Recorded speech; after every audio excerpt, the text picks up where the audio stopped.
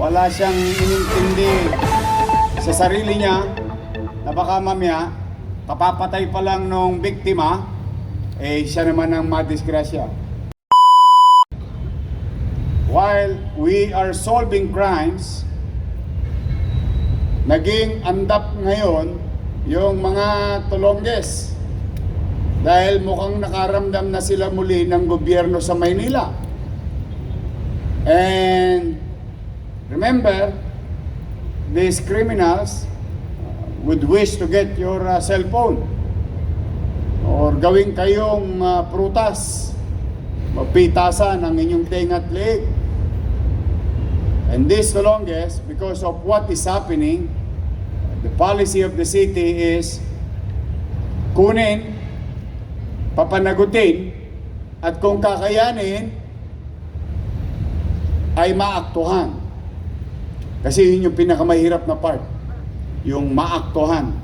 But kung nakatakas, o kung halimbawa naman Pasko sa kanya, doon sa tulongges, o doon sa kriminal, sinwerte siya, we make sure that your city government and MPD will go after them. And no matter what time, whether immediate, the following day, 1 week, 2 years, or 3 years, it doesn't matter to me. But we will apprehend them. So, with that policy, ay bumagsak ng 13% ang crime incident involving properties and harm to individuals. Dahil sa mga katulad nito, tingnan ninyo, madaling araw, peligro de ora, ganito weather, tingnan nyo mga itsura nyo, alas 6 na, ganito weather, parang inaantok kayo. Mano pa kaya, pag peligro de ora, madaling araw, ang sarap matulog, naka-duty ka, alaw sa man nangyayari.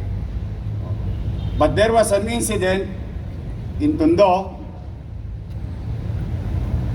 yung dalawang kriminal, siguro may umupa sa kanila, riding in tandem, may pinatay, narinig ng pulis Maynila yung putukan. He responded. Wala lang. Ang puhunan lang, balbon sa dibdib.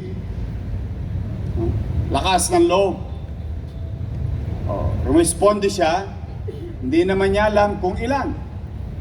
At nakipaggabulan at nakipagbatuhan ng tingga sa mga suspect. On his own, mag-isa, madaling araw, peligro de ora, wala siyang inintindi sa sarili niya na baka mamaya, kapapatay pa lang nung biktima, siya naman ang madisgrasya. So it's worth noting, no? Dapat pagpapuri, kilalanin. Kami naman, in our own little way, may pagkilala na kami sa kanya. And after the command conference last Saturday, we recommended him through General Abad for the regional office or director to do something about it, because this is worth emulating to his fellow policemen and women. Kaya ngayon naman, bilang pasasalamat natin, mapapasana all ka na lang, na sana all policemen and policewomen, men and women in uniform of Manila Police District should be like this. Kaya tinawag ko siya dito para bigyan naman ng pagkilala ng kapwa niya lingkod bayan sa Manila City Hall. Halika nga, Police Corporal Gregan. Mas kilala ko siya aga. Ang aga gumising ito, pare.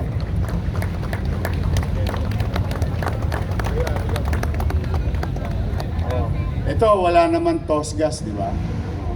Pwede ba palakpakan natin ng pinakamalakas yung palakpak?